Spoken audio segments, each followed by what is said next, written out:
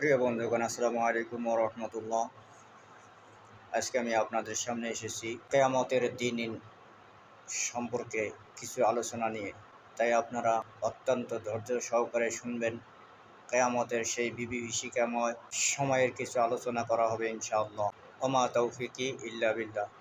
কিয়ামতের দিন সূর্য মাথার উপরে ঝুলবে, মানুষগুলো ঘামে ডুবে যাবে নিজ নিজ গুনাহে। যে রক্ষা পাবে সে সফল কাম হবে।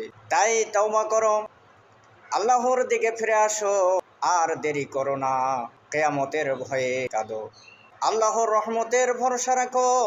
কারণ সেই দিন কারো সম্পদ, ক্ষমতা, আত্মীয়তা, যতই আপনি অট্টালিকার মালিক হন না কেন, যতই আপনি প্রভাবশালী হন না কেন, কিয়ামতের মাঠে আপনার কোনো কাজে আসবে না। তাই আসুন, আমরা যা করছি গোপনে, যত গুনাহ করছি না কেন, যত অপরাধ করছি না কেন, সেদিন তা হবে প্রকাশ্য সবার সামনে। তাই আসুন এখনই নিজেকে সংশোধন করি। সেদিন মানুষের মুখ বন্ধ থাকবে, হাত পা অঙ্গ প্রত্যঙ্গগুলোর জবাব খুলে দেবেন আল্লাহ তাআলা, এবং আমাদের পক্ষে বিপক্ষে সাক্ষী দেবেন।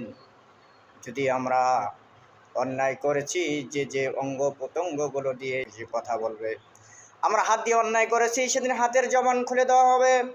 আমরা পা দিয়ে হেঁটে গিয়ে অন্যায় করেছি, খারাপ কাজে লিপ্ত ছিলাম, সেই পা সাক্ষী দেবে।